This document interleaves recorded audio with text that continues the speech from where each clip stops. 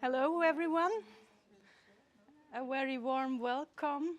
It's great to have you all here, and also a very warm welcome to the people in the online stream.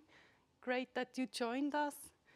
It has been a long time since we organized the last event with physical presence, so thank you very much to Fairtiq to making this possible. So we're going to start this event. My name is Monica. I'm the founder of Be Like Grace. We founded Be Like Grace in 2019, and Brigitte is behind the camera, as you can see her here, but the people in the live stream can't, so she's also here. So I would like to thank the whole Fairtiq crew for making this event possible.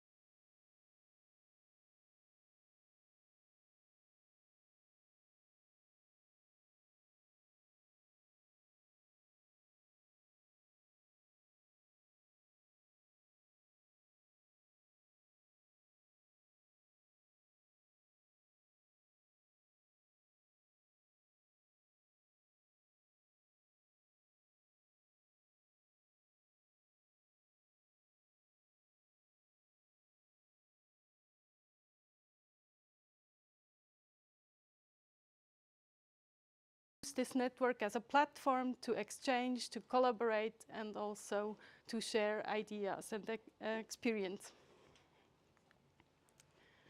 So what have we done in the last few months? We had several events, mainly online, of course, online events that some women shared their experiences. Tipps an mein jüngeres Ich was in the beginning of 2021. And then we had an event also in the area of public transportation with BLS.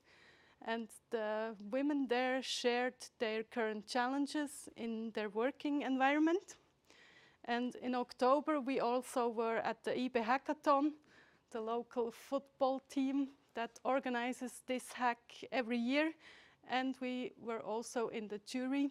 But unfortunately, we could not win this year. We won last year, the Be Like Grace team. Some of us can remember that. And also very interesting, the DINACON event, the award that was awarded this year.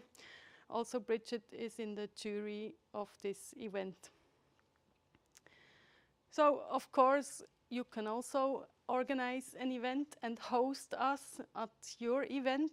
If your company thinks about that, we are very happy to collaborate with you and to set up an event that meets your expectations due to the topic, what you want to offer. So we're doing 3 to 5 events per year, and we have already planned the next event. So this is my reminder for you to save the date. I will say the date afterwards.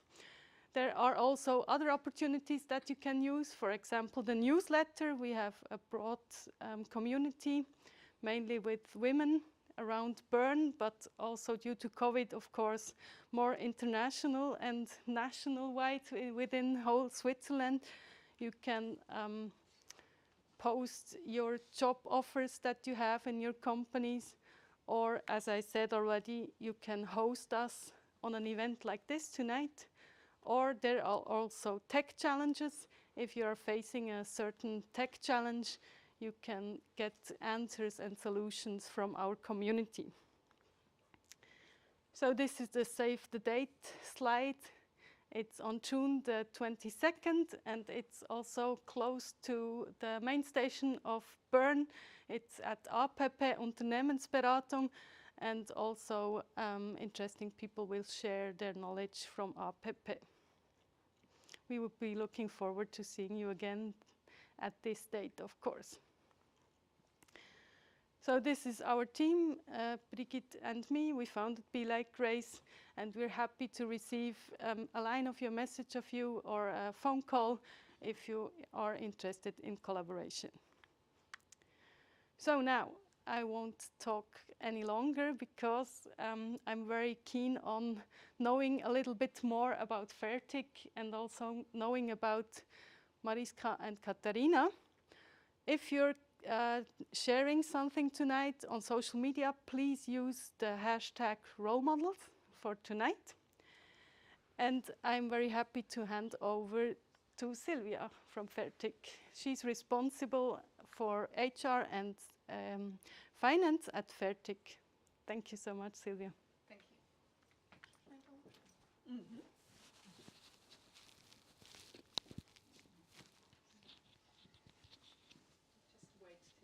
Presentation switched.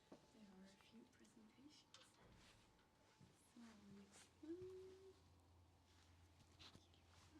one. Okay. So also very warm welcome from our side. Happy to have you here, be it in the office here in Bern or also you remotely. As Monica said, John Ortia, our CEO, would also have loved to be here tonight, but he's on an event in Hungary, so that's why he couldn't join us. First, I'll do a short introduction into Fairtiq, what we are, how we work, and afterwards I'll hand over to Mariska and Katerina. It all started in Switzerland. As you know, we have really a great public transport system, but it's a mess with the tariffs and the ticketing. We have local fares, regional fares, national fares, and sometimes they just competing each other. So it's really confusing. But what's for sure, today's customers don't want to care about the right ticket, they just want a hassle-free travel. That's why we started the app Fairtiq. When you use the app, you open the app detects the nearest bus or train stop. You can slide to start the journey, you board the bus or the train, and then when you see the inspector, you can show your ticket, you have a valid ticket. You onboard the bus, you receive the checkout warning, that means you can stop the journey or continue the journey, and afterwards Fairtiq computes and sells the right ticket and charges it to your payment method, the credit card. We have also the optional feature Smart Stop.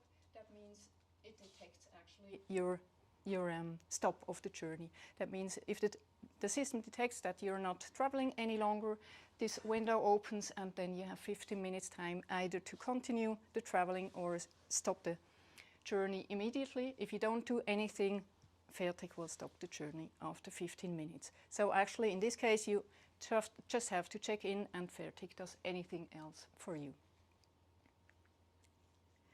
Here you can see the growth in trips of our daily trips. In the past 5 years, we managed to have 30 million of trips in total. So we have really now an exponential growth. This is our most popular user feedback. Even a drunk gibbon monkey could operate the app after having knocked back 3 gin tonics. So we really like that. How it works. What we don't use is infrastructure in the vehicles or on the station. We don't use any complex connections to systems of our partners. But what we use is the motion and location measurement on the smartphone of the users, of the travelers, and a lot of artificial intelligence and machine learning. But we use definitely not only artificial intelligence, but also the brains of our employees. For instance, Katerina and Mariska, who will tell their story at Fairtiq afterwards. That brings me to the last slide, our team. When I joined Fairtiq, that was 4 years ago, we were 15 employees.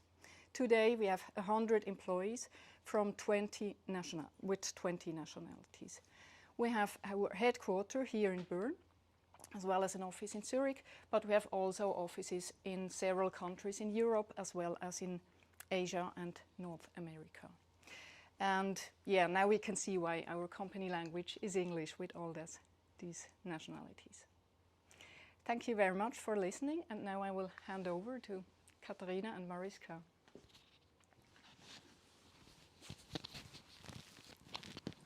It's yours.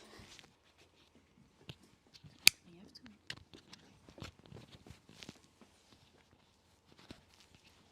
to. Do we go both there? Mm-hmm. Ooh, how does that work? Put it full I need the screen. brain. Okay. There we go. Oh, you want to hide when I speak? Yes. The stage is yours. Okay, cool. So, hello everyone. I'm Mariska, and you'll see Katerina later. So, we just joined Fairtiq in early May, and so we're here to talk about first how it was to look for a job during the COVID situation, then how it was to start the job within a tech startup, and a bit about what we do actually in this tech startup. So, yeah, first, who am I? I'm Mariska. My real name actually is Mariska, if you dare to try and pronounce it, but Mariska is really fine. I'm married and have a little kid. I also used to play handball, but with the COVID and the kid and all that stuff, I stopped, which is a pity. I should try and do that again.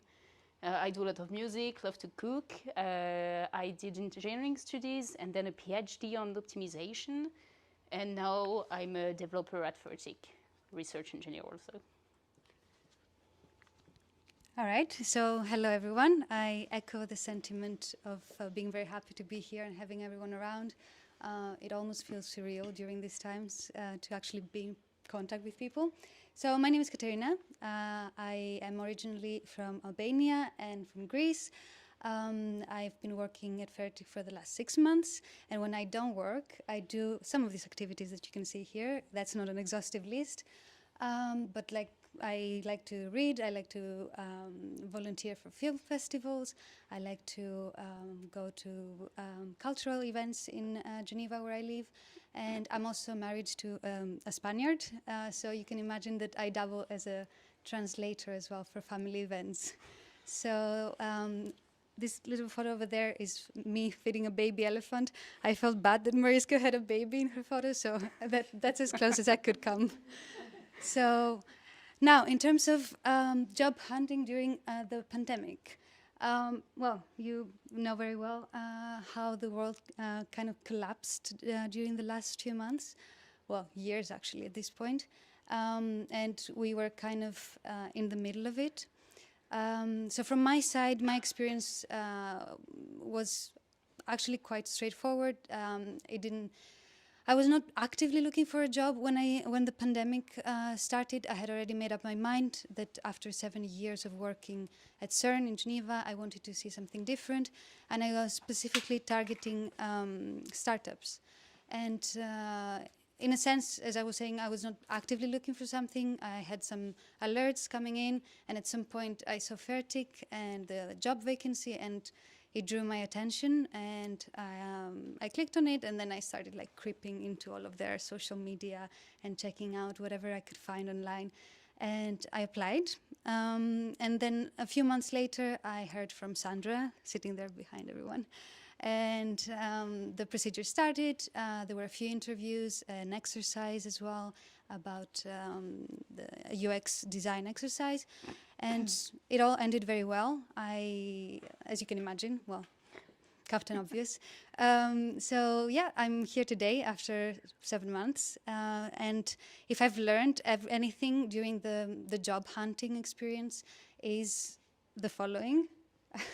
that basically when you've reached the point of interviewing with people, is because you have more or less the technical skills. They've screened your CV, they have seen that you match, and what matters at this point is more how you make them feel, and less what you say or what you do. Is basically how you make people feel, and it's the other way around, is how the company makes you feel as well. So it needs to also be a cultural fit, and for me it was the case with Fairtiq. So yeah, it all came in a very nice conclusion at the end.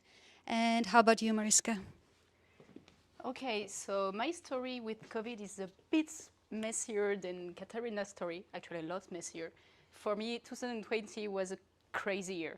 I had my first kids, I ended up my PhD in the meantime, and so I had no choice but to look for a job, and I wanted to leave academia to look for a technical job because I loved coding during my PhD and I wanted to do that. But that's hard to sell to people, hey, I want to do that, but no, I'm not really qualified.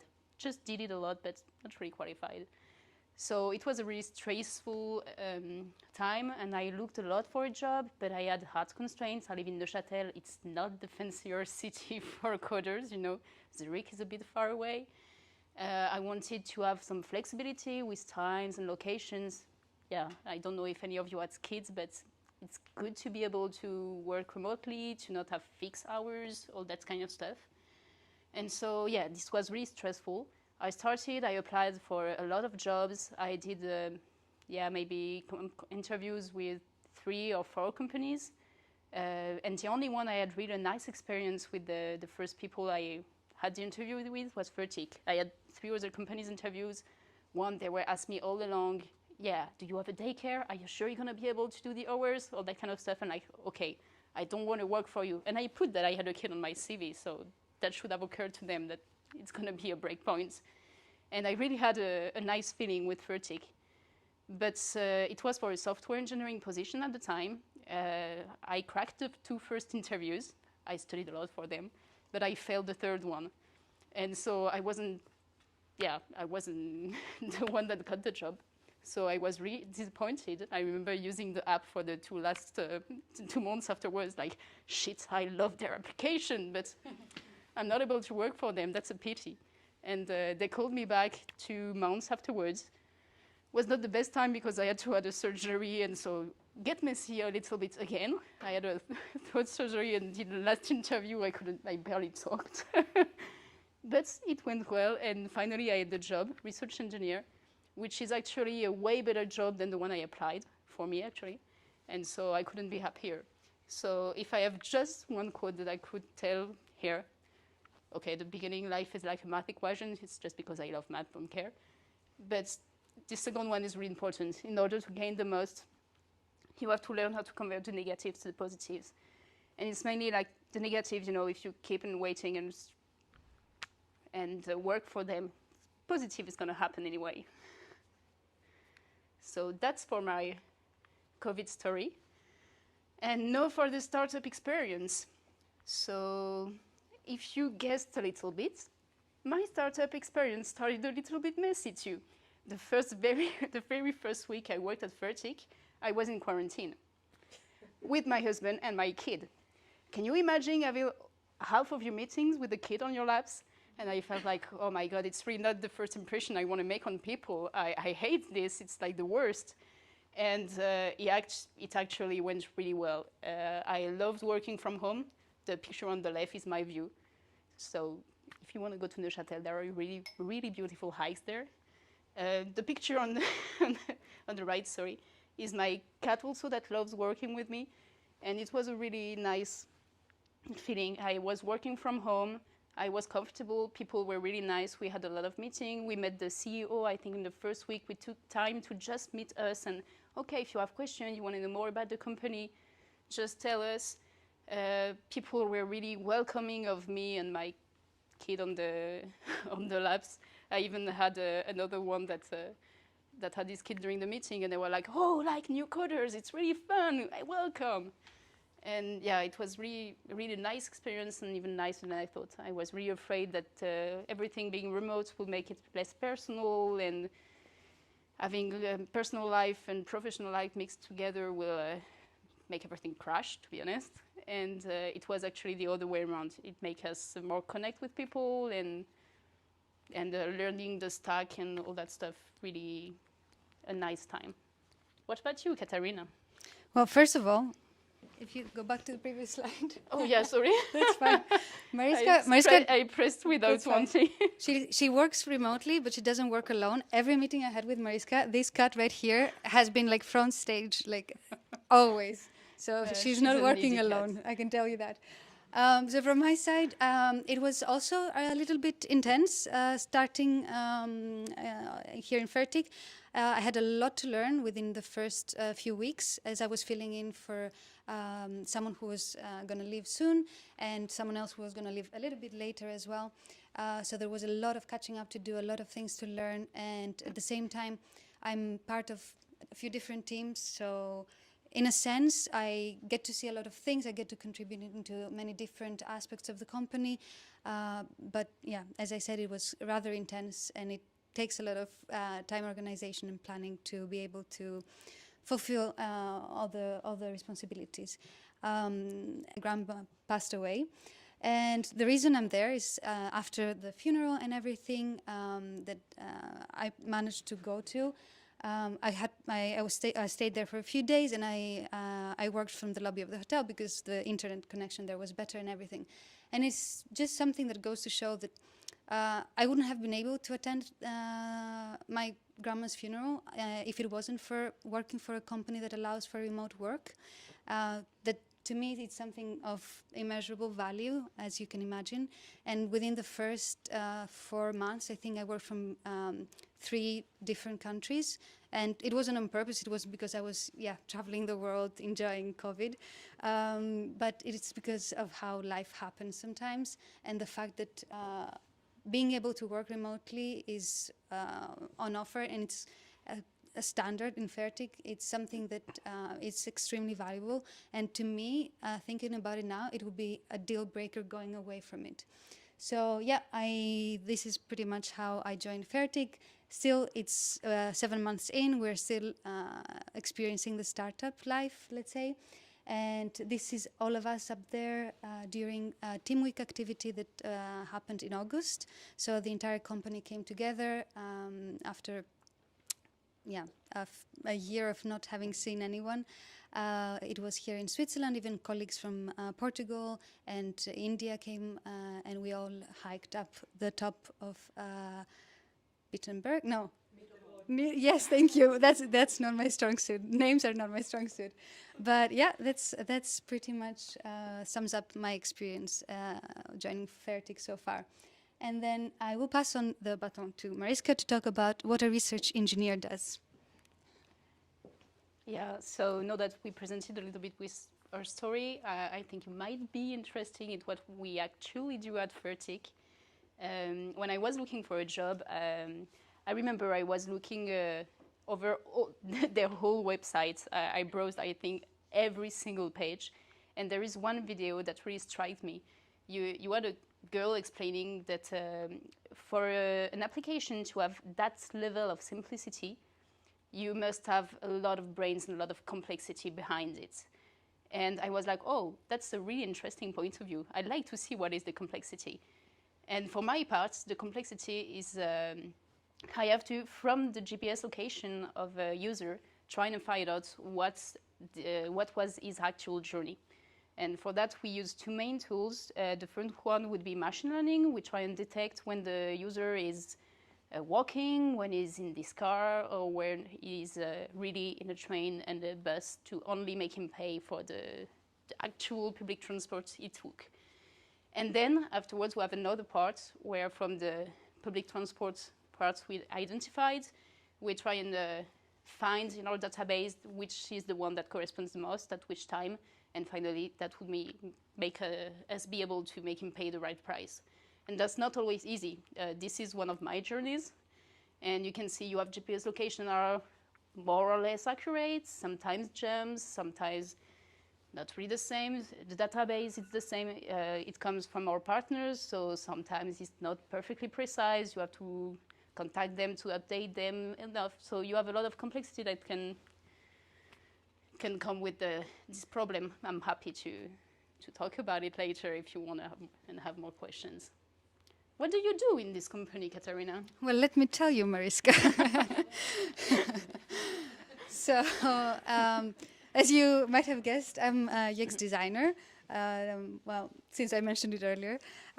So what I do is actually a lot of things. I will not delve into all the details because I will probably bore you to death. But the idea behind my job is to essentially use and harness data from user research and reflect that into the interaction of the users with our application in many different formats. Even that could be a visual interaction, it could be a sound interaction, it could be all sorts of things. So there is all those elements that you see there, user research data. So I conduct user research and tests with our users. We have content requirements to consider, specifications as well. There are visual design principles and design principles in general that we need to consider when we design an interface. So all of that is taken into consideration, along with business goals as well and technical limitations. All those things are funneled into what you basically see at the very end, which is a screen on your mobile device.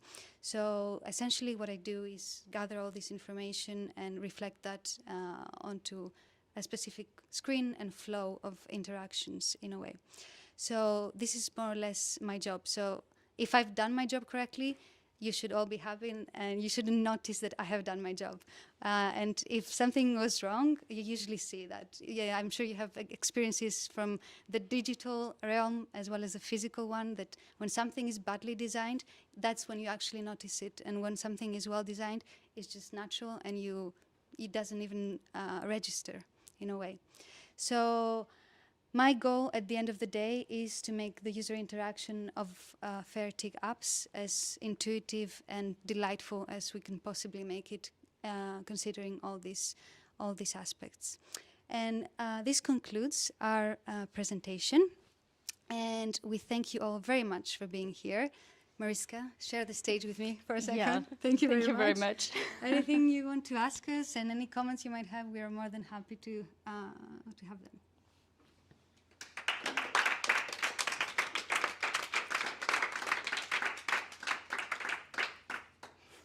Do we bow? This is our move now. Yeah. So, any questions you have? Feel free to ask anything. Yeah. I want to congratulate you, Mariska, for putting on the CV that you actually have a baby. I think that's very brave.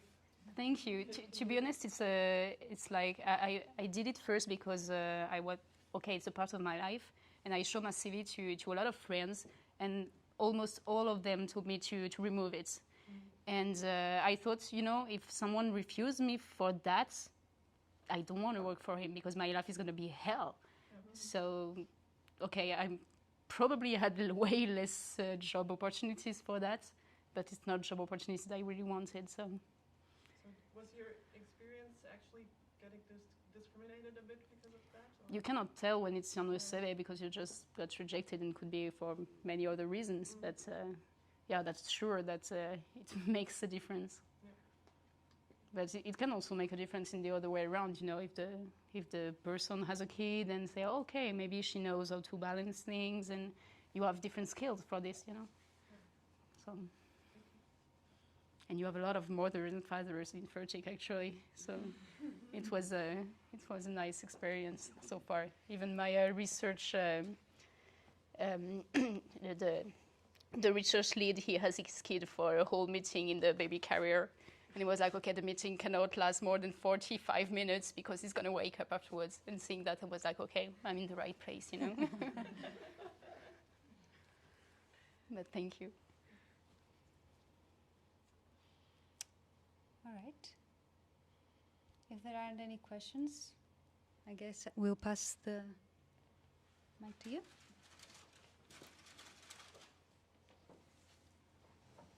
Oh, sugar.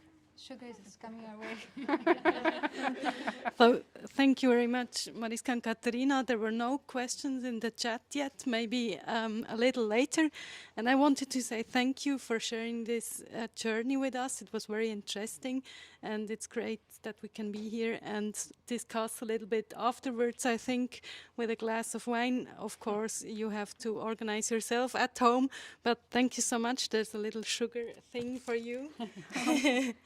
Because it's so Christmas nice. soon. Thank you Thank very you very much. much for Thanks a lot. being here. Yeah, thanks a lot for Thank having you us. for having us. Cheers. Santa. So please feel free to grab yourself a drink, another drink, and the snacks, and exchange and use the network tonight. Thank you for being here.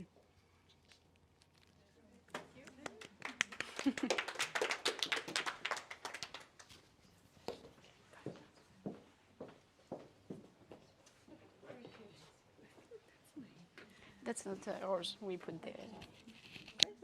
Yeah, thank you.